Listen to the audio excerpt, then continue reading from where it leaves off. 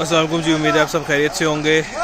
इस वक्त आप देख रहे हैं कि ये हमारे जो प्लिंथ बीम है उनकी जो है वो पोरिंग चल रही है। प्लिंथ बीम के मुतालिक और डीपीसी के मुतालिक क्या फ़र्क है ये मैं अपनी वीडियोस में बड़ी डिटेल में डिस्कस कर चुका हूँ, लेकिन मैं आपको बिल्कुल समरी बता देता हूँ कि जो प्लिंथ बीम होता है ये एक स्ट्रक्चर एलिमेंट है और ये सेटलमेंट से ना आपको बचाता है। जो भी आपकी अगर लूज़ सॉइल है उसकी वजह से फ्यूचर में कोई सेटलमेंट हो सकती है, तो ये जो है वो यूनिफॉर्म सेटलमेंट करता है ताकि डिफरेंशियल सेटलमेंट ना हो। डिफरेंशियल सेटलमेंट ये होती है कि कोई एक कोना ना बैठ जाए और दूसरा कोना ना बैठे। अगर पूरा घर एक टाइम पे बैठता है तो उससे कोई क्रैक्स प्रोड्यूस नहीं होते, लेकिन अगर डिफरेंशियल सेटलमेंट होती है यानी एक कमरा बैठता है और एक कमरा नहीं बैठता तो उससे क्रैक्स प्रोड्यूस होने के चांसेस होते हैं और क्रैक्स जो है वो आगे घर की फेलियर का जो है वो बाइस बनते हैं। तो खैर इतनी डिटेल में हम इंजीनियरिंग के नहीं जाएंगे। हम प्लिंथ बीम का मैं आपको जो मकसद है वो बेसिकली मैंने बता दिया है कि एक तो स्ट्रक्चर एलिमेंट है, दूसरा ये है कि लोडिंग भी डिस्ट्रीब्यूट करने के लिए काम आता है और इस्लामाबाद और पिंडी के रीजन में ये एक्सटेंसिवली डाला जाता है। आज हम कंक्रीट की जो है प्लिंथ बीम की जो है वो पोरिंग कर रहे हैं। आप देख रहे होंगे तकरीबन 6 से 7 फुट ये गहरा प्लॉट था जिसमें हम गए थे और मैं आपको आगे लाके भी दिखाता हूँ।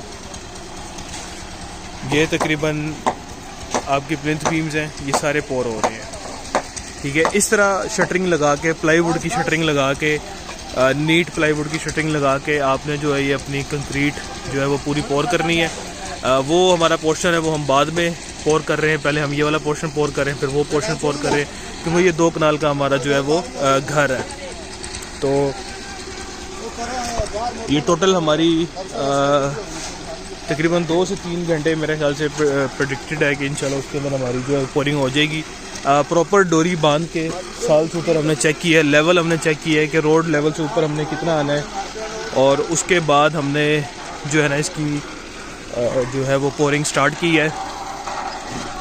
प्लिंथ बीम का अगेन ये है कि जब आप प्लिंथ बीम डाल लेते हैं तो आपको डीपीसी डालने की ज़रूरत नहीं पड़ती, क्योंकि डीपीसी का मतलब है डैम प्रूफ कोर्स।